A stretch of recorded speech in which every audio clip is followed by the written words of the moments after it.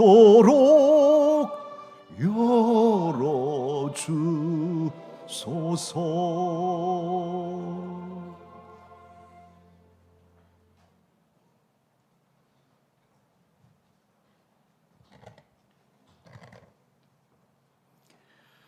그들이 길 갈 때에 예수께서 한 마을에 들어가심에 마르다라 이름하는 한 여자가 자기 집으로 영접하더라. 그에게 마리아라 하는 동생이 있어 주의 발치에 앉아 그의 말씀을 듣더니 마르다는 준비하는 일이 많아 마음이 분주한지라. 예수께 나아가 이르되 주여 내 동생이 나 혼자 일하게 하는 두는 것을 생각하지 아니하시나이까. 그를 명하사 나를 도와주라 하소서. 주께서 대답하여 이르시되 마르다야 마르다야 내가 많은 일로 염려하고 근심하나 몇 가지만 하든지 혹은 한 가지만이라도 족하니라. 마리아는 이 좋은 편을 택하였으니 빼앗기지 아니하리라 하시니라. 하나님 말씀입니다.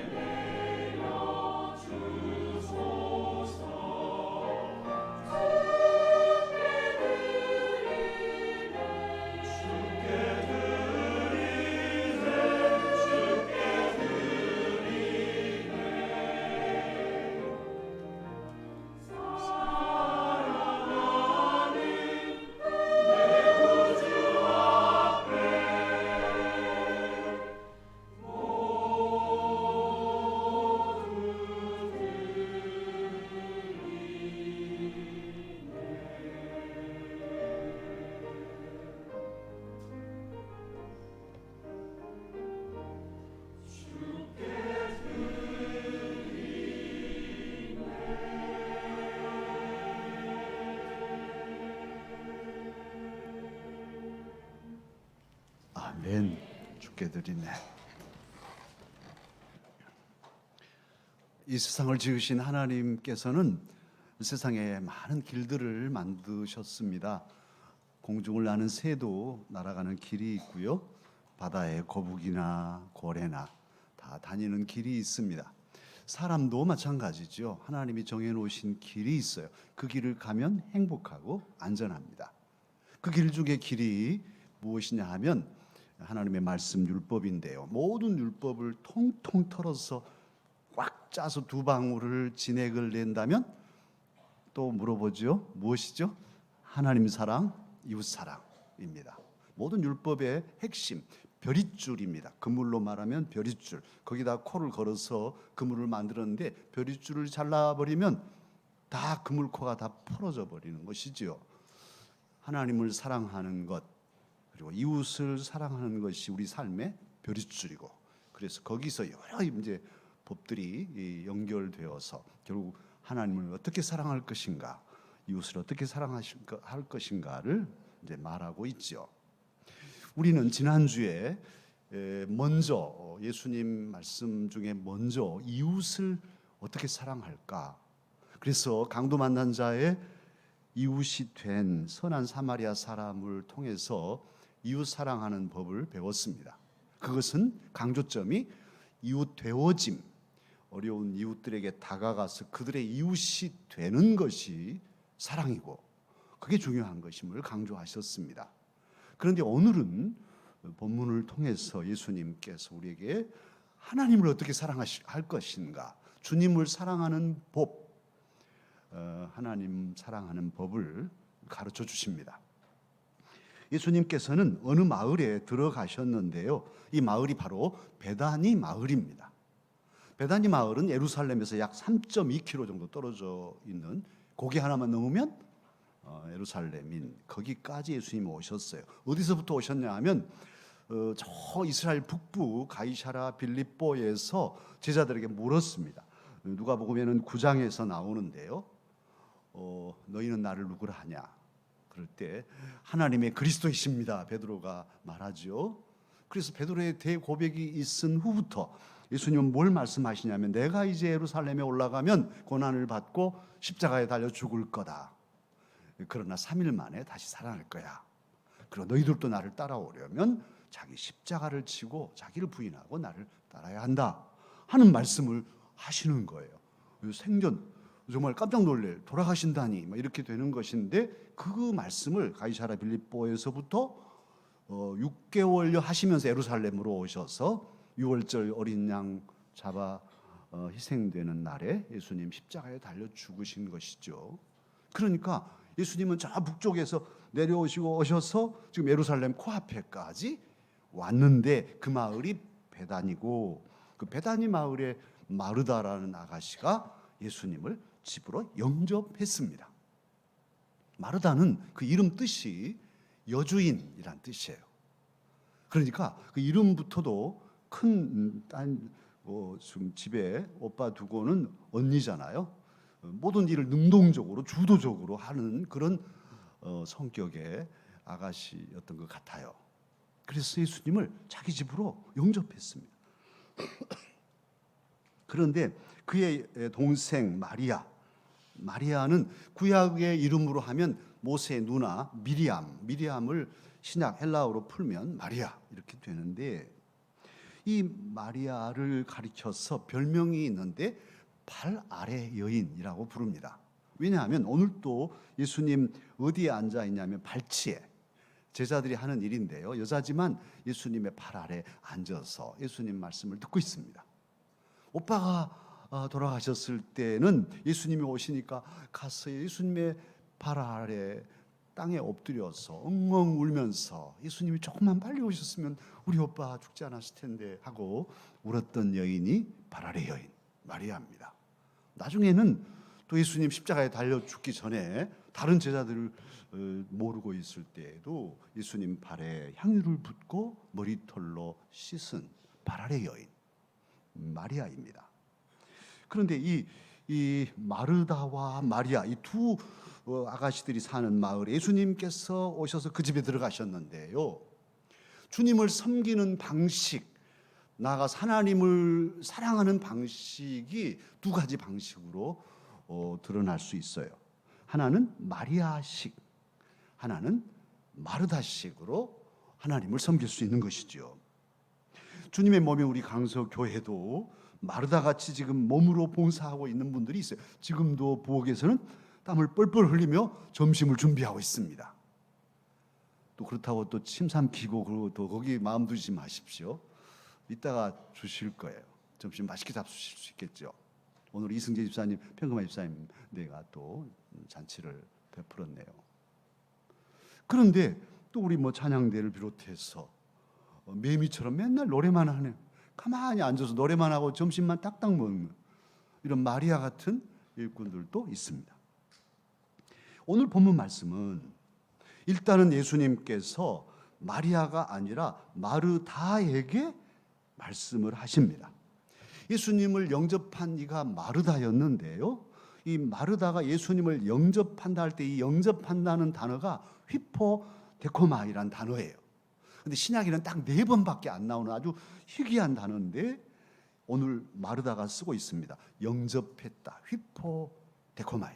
그건 무슨 뜻이냐면 휘포란 전치사는 아래, 밑에, 그리고 데코마이는 들어 올리다 또는 공을 던지면 받다 이런 의미가 있는데 이게 합성되어서 영접하다는 단어가 됐어요. 그러니까 누구를 영접한다고 할 때 다른 단어도 있지만 휘포데코마이를 쓰면 아주 소중히 업어서 올리듯이 그렇게 모시는 것이에요. 이 단어를 어디서 쓰냐 하면 삭개오, 누가복음 19장에 보면 삭개오가 뽕나무에 올라가서 여리고에 예수님이 이렇게 오시니까 뽕나무에 올라가서 키 작은 삭개오가 예수님 보려고 했더니 예수님이 오십니다. 오시더니 바로 나무 밑에 턱 서셨어요. 삭개오 아마 심장이 터질 것 같았을 거예요. 통통통통 했겠죠. 그런데 더더욱 이렇게 올려다 보시고 삭개오야 속히 내려오라. 오늘 내가 너의 집에 유하여야겠다. 얼마나 놀라운 일입니까? 삭개오 쭈르르 내려와가지고 내려와서 예수님을 영접해 집으로 모십니다. 그때 쓰는 단어가 휘포데코마이라는 단어예요. 그래서 삭개오가 예수님을 어떻게 모셨겠어요? 예수님 저 업고 갈게요. 막 이런 마음이었을 거예요. 그렇게 들어올려서 예수님을 환영하는 단어를 누가 썼냐? 오늘 마르다가 그렇게 영접했다니까요. 그러니까 마르다의 초심, 첫 마음은 예수님을 귀하게 어떻게 하든지 이렇게 잘 모셔서 집으로 영접했습니다. 그런데 이 초심이 시간이 가니까 변했어요. 예수님 이제 뭐 잘 해드리려고 호박전도 부치고 뭐 또 된장국도 끓이고 또 여러 가지 것들을 막 할 생각이 막 가득했겠죠. 그러다 보니까 마르다 마음이 분주해졌습니다. 오늘 40절에 보면 마르다는 준비하는 일이 많아 마음이 분주한지라. 그러니까 준비하는 일 할 때 그 준자 앞에 난의 주가 붙어 있죠. 각 주를 보면 봉사하는 이라는 단어로 또 바꿔져 있습니다. 다른 사본에는. 그러니까 마르다는 주님을 모셔다 놓고 주님을 위해서 봉사하고 주님을 위해서 준비하는 일이 많아가지고 마음이 분주했어요. 마음이 산만해지고 산란해지고 분산돼 버렸습니다. 이게 문제입니다. 예수님을 위해서 예수님을 마음에 두고 영접해서 봉사한 시작인데 초심은 그렇게 했는데 일이 많아지면서 마음이 흐트러지고 예수님은 마음에서 없어져 버리고 일만 가득하게 되었습니다. 그래서 이게 근심이 되고 이게 염려가 되었습니다. 그리고는 이런 마음이 이제 미움으로 바꿔져 가지고 저 눈치 코치도 없는 동생한테 쏟아버린 것이죠. 세상에 내가 이렇게 바쁜데 눈치 코치도 없이 턱에 팔 괴고 예수님 발치에 앉아서 이 얘기나 똑똑 따먹고 있으니 얼마나 미웠겠어요. 그래서 마르다는 예수님을 모시다 놓은 휘포데코마이로 모셔온 마르다는 예수님께 항의합니다. 오늘 40절이 그것인데요. 우리 40절을 함께 읽어볼까요? 어떻게 했는지 다 함께 읽겠습니다. 마르다는 준비하는 일이 많아 마음이 분주한지라 예수께 나아가 이르되 주여 내 동생이 나 혼자 일하게 두는 것을 생각하지 아니하시나이까 그를 명하사 나를 도와주라 하소서 하고 예수님께 따지고 예수님을 시켜 이렇게 하게 하라고 말하고 있습니다. 예수님께서는 말씀하시죠. 누구에게 말씀하시냐면 마리아에게는 한 말씀도 하시지 않아요. 오늘 본문에 보면 놀랍게도 마리아 한 말도 하지 않고 있어요. 그런데 말은 누가 하냐? 마르다가 했고 또 예수님도 그 마르다에게 말씀하십니다. 마르다야, 마르다야, 몇 가지만 해도 괜찮고 안 되면 한 가지만이라도 족하다. 왜 그렇게 일에 막 마음을 빼앗기냐? 지금 그런 말씀이시죠. 아마 어떤 학자는 꾸지람했다고도 하는데 저는 꾸지람이라기보다는 사랑의 마음으로 마르다야, 마르다야 이렇게 깨우쳐 주셨으리라고 봐요. 사랑하는 강서가도 여러분, 저와 여러분이 착각하는 경우들이 많은데 저도 마찬가지인데요. 우리 주님께서 저와 여러분에게 원하시는 것, 요구하시는 것이 무엇일까요? 무슨 막 의리의리한 예배당을 크게 짓고 무슨 큰 업적을 쌓고 하나님을 섬기는데 막 일을 해도 뭐 엄청난 양의 일을 하고 그리고 주님 제가요 이렇게 했어요 이렇게 보여주기를 원하실까요? 주님이 저와 여러분에게 원하신 게 뭘까요? 주님은 오히려 아주 소박하게 우리가 주님을 기억하고 오늘도 찬양했습니다만 주님을 찬양하고 주님께 감사하고 주님께 기도드리고 그래서 주님 주신 힘으로 살아가고 이런 아주 소박한 관계 무슨 큰일 아니어도 주님은 그런 것을 우리에게 원하고 계셔요. 오늘 마르다 집에 가셨지만 뭐 잘 차려내라 주님 그래서 보신 적도 없죠. 마르다가 설치면서 그렇게 했기 때문에 문제였죠. 사랑하는 강서가족 여러분, 왜 주님은 마리아에게는 한 말씀도 하시지 않았을까요? 마리아는 한 가지 일, 곧 예수님을 향하여 예수님을 위해서 예수님의 뜻을 알기 위해서 그 말씀에 집중하고 있습니다. 마리아가 만약 우리였다면 언니야 제발 좀 그만 좀 왔다 갔다 해라. 밥이면 다냐? 그리고 언니도 좀 와서 여기 말씀 좀 들으라. 얼마나 말씀이 좋은데 지금 그렇게 돌아다니면 쓰겠어? 이렇게 할 수도 있겠죠. 언니한테. 언니도 여기 와. 말씀 들어봐. 반찬 한 가지 것만 하고 뭐 이렇게 언니에게 꾸지람할 수도 있었어요. 그런데 마리아 그렇지 않습니다. 마리아는 언니도 잊어버렸습니다. 오직 예수님께만 집중하다 보니까 언니가 바쁜지 어쩐지 다 잃어버렸어요.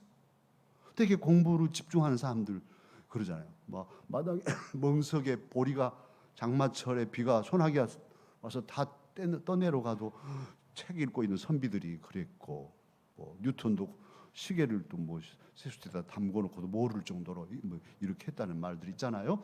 집중해버리면 그렇습니다. 그런데 마리아가 그렇게 예수님께 집중했던 거예요.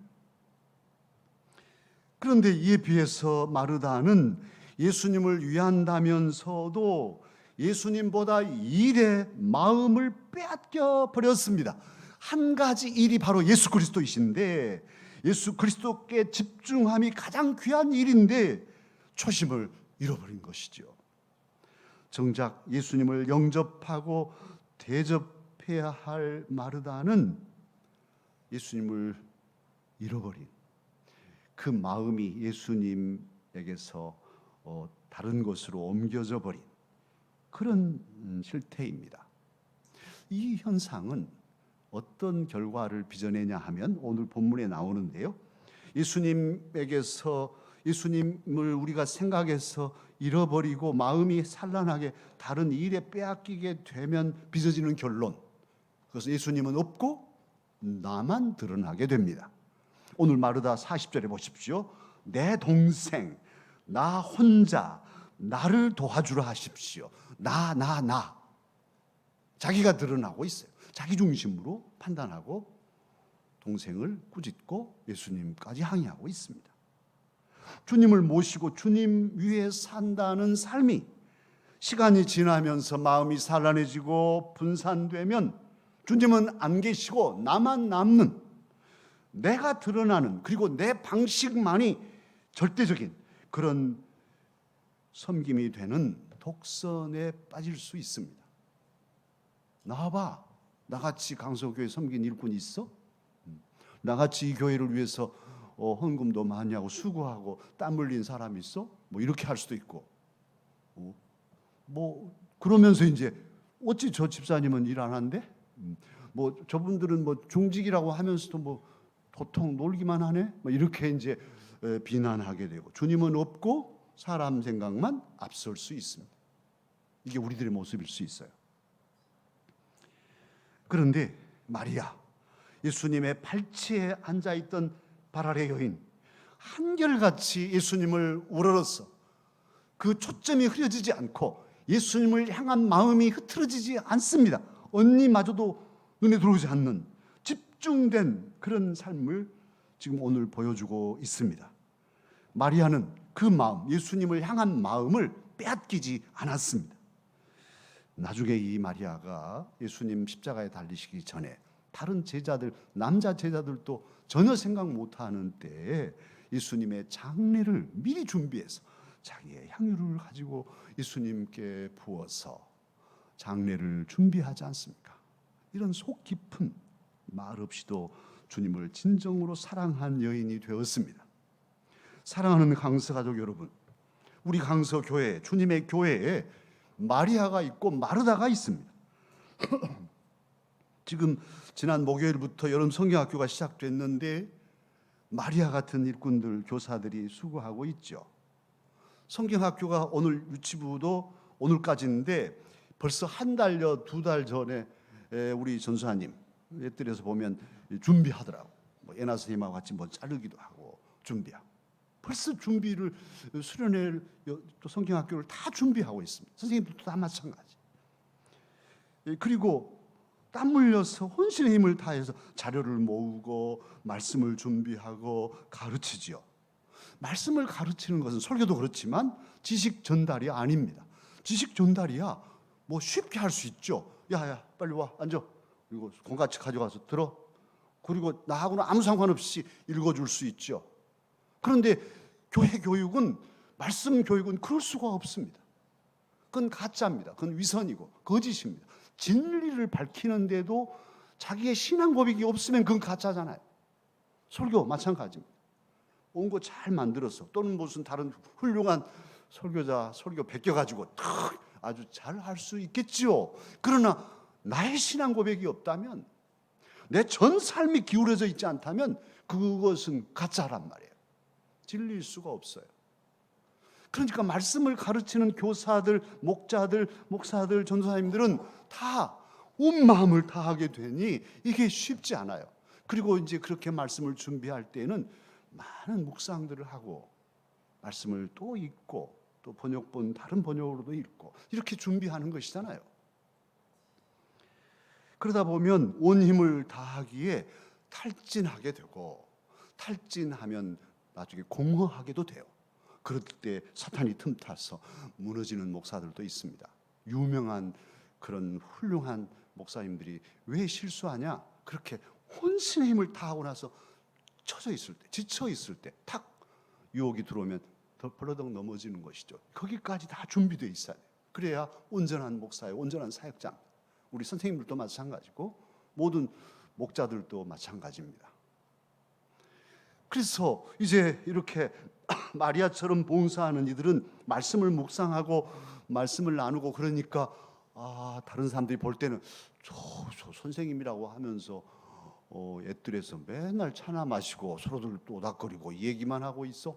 이렇게 비난을 받을 수도 있습니다. 교회는 마르다들이 있습니다. 마르다들은 어떻습니까? 부엌에서 일합니다. 성경학교 하면 부엌에서 일을 합니다.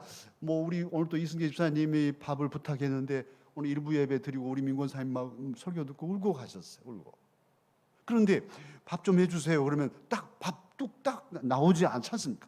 5일 전에 부탁했으면 5일 전부터 메뉴는 뭘로 할까? 그리고 이거 예산에 맞춰서, 그리고 토요일 날 벌써 장 보고 다듬고 다 기초 작업 해놓고 주일날 아침에 일찍 일부 예배 드리고 준비합니다. 그런 것이에요. 그리고 또 수련회 같은 데 가면 그렇게 해서 밥을 만들어서 여러 학생들 차려내면 이 녀석들이 먹고 남으면 또 설거지 해야죠. 설거지하고 나면 다음 끼 준비해야, 반찬 준비하고 또 밥 해서 내놓으면 이 녀석들 먹고 나면 또 설거지하고, 그러고 나면 또 내일 아침껏 또 준비해. 밤에 세상에 이게 가도 끝이 없네. 그런데 이 폭염에 어디 사냐? 에어컨 탁 빵빵하게 틀어놓고 시원하게 밥하고 반찬 만드는 게 아니라 바로 옆에서 불이 막 훨훨 타는데 이 폭염에 불 곁에서 밥을 합니다. 지금 그러고 있을 거예요, 지하에 가면. 그러니 이게 뭐 사우나도 아니고 고문 수준의 고통으로 밥을 지어내는 것이 마르다들이란 말입니다. 그런데요, 그렇게 밥을 딱 차려놨더니 마리아들이 와가지고, 진짜 마리아는 그러지 않겠지만 마리아류의 사람들이 와가지고 오늘 또 카레예요? 라든지 오늘 또 국수네? 이렇게 한다든지, 강석교회 김치가 이렇게 써요? 뭐 라든지, 그럴 리가 없겠지만 우리 교회가 그런 수준은 아니지만 혹여라도 그렇게 한마디 부지 중에 불쑥 해버리면 어쩌라고? 내 살림도 아니고 주일날 와서 봉사 한번 하는데 그러고 하면 어쩌라고? 속상한 속에 그냥 푹 유리창처럼 깨져버리는 마음을 어떻게 하겠어요? 이게 우리들의 모습이에요. 교회 안에 마르다도 있고 마리아도 있습니다. 이 둘은 서로 충돌하고 서로 누가 잘났냐 싸우는 관계야 할까요? 사실 오늘 말씀이 마르다들에게는 심히 약점 잡히고 어려운 말씀이에요. 이 좋은 편을 택했다. 마리아에게 그렇게 하셨으니 다들 뭐야? 우리는 뭐야? 설교 준비할 때 제가 아주 힘들었어요. 자칫 잘못해 놓으면 목사님 저요 오늘부터는 이제 저도 마리아 하랍니다. 다 부엌에 손 놓고 다 여기 와버리면 점심은 누가 줄까요? 우리 애들 청년들 밥 많이 먹을 텐데 없어? 마리아가 다 마리아입니다. 그래서 마르다가 교회 안에 꼭 있어야 되고 마리아도 꼭 있어야 돼요. 말씀의 양식과 육의 양식을 함께 먹어야 건강하죠. 예수님도 인간으로 오셨으니 예수님도 밥을 드셔야 돼요. 마르다가 잘한 것이죠. 예수님은 하나님 아들이시잖아요. 그러니까 밥 한 끼도 안 잡수고도 사시죠. 하고는 밥도 안 주고 자기들끼리만 먹으면 예수님 어쩌시라고? 목마르다. 내가 목마르다. 배고프신 분이, 물이 마시고 싶으신 분이고, 인간 예수님께서도 밥이 필요한, 여러 반찬한다고 복잡하게 하고 예수님께 마음을 두지 않고 빼앗겨버리니 그게 문제였지 밥 차리는 일이 잘못이 아닙니다. 찬양대 밥 차리는 일이 잘못이 아닙니다. 또 가셔서 또 오늘 또 카레요 그러지 않도록 하시고, 정말 다 마찬가지예요. 그래서 마르다 같은 일꾼은 몸으로 봉사하고 몸으로 수고해서 주님을 섬기는 것이고, 마리아 같은 일꾼은 지식으로, 우리 찬양대 아무나 찬양대 못하잖아요. 주신 이 재능이 있어서 하나님을 찬양하는 것이니까. 맨날 찬양대는 매미처럼 노래만 한다? 그냥 노래만 되나요?